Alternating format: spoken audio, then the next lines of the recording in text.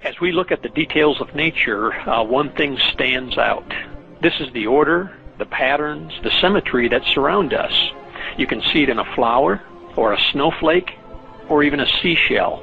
What we are seeing is intelligent design, which might be described as God's fingerprints upon nature. One of the more fascinating math relationships was first described back in medieval times, 8 centuries ago.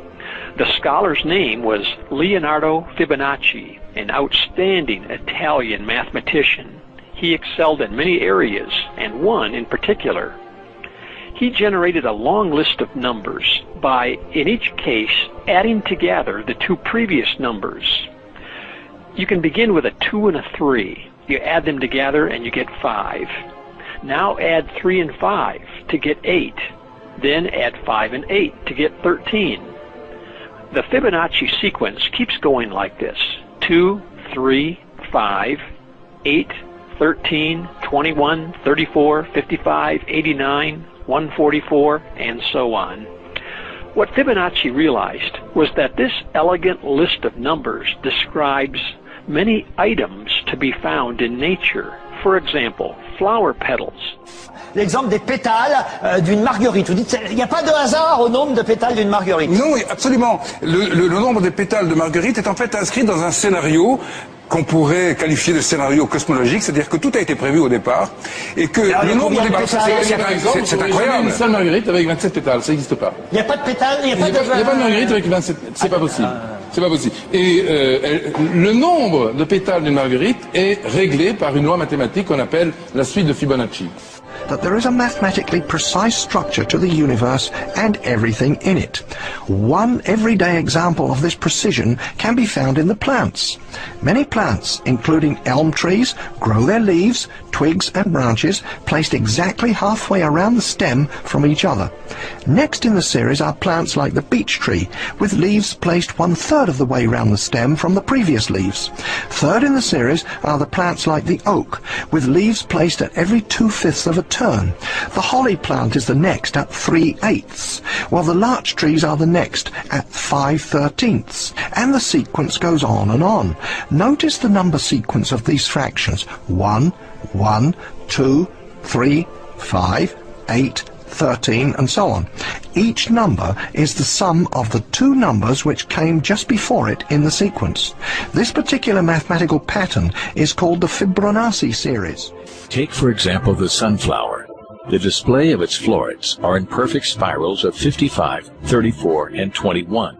The sequence of Fibonacci. The sequence of Fibonacci. The sequence of Fibonacci. The sequence of Fibonacci. The fruitlets of the pineapple create this same spiral based on the sequence. The pine cone does the same. As currents move through the ocean and the tide rolls onto the shore, the waves that bring in the tide curve into a spiral that can be mathematically diagrammed onto a plot at the points 1, 1, 2, 3, 5, 8, 13, 21, 34, and 55. Buds on trees, sand dollars, starfish, petals on flowers are formed with this exact same blueprint.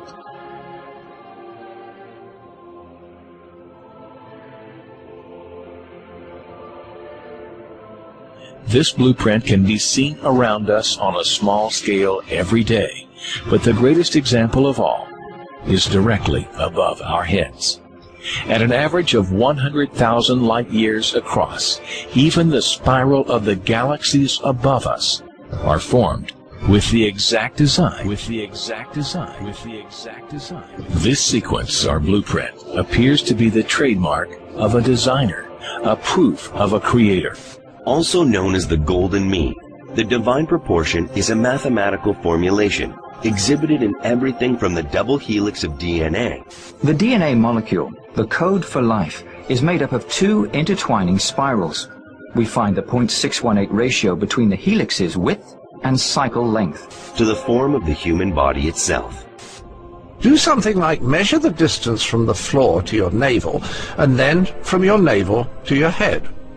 If you're well proportioned, the ratio should be 1 to 1.618, and that ratio is seen all over the beautiful body. People started noticing it. Artists noticed it. The width of the mouth in a beautiful face, for example. Yeah. Not in any face, but it had to be beautiful. If a face was beautiful, the width of the mouth was exactly 1.618 times the width of the nose. If the face wasn't beautiful, that wasn't the case.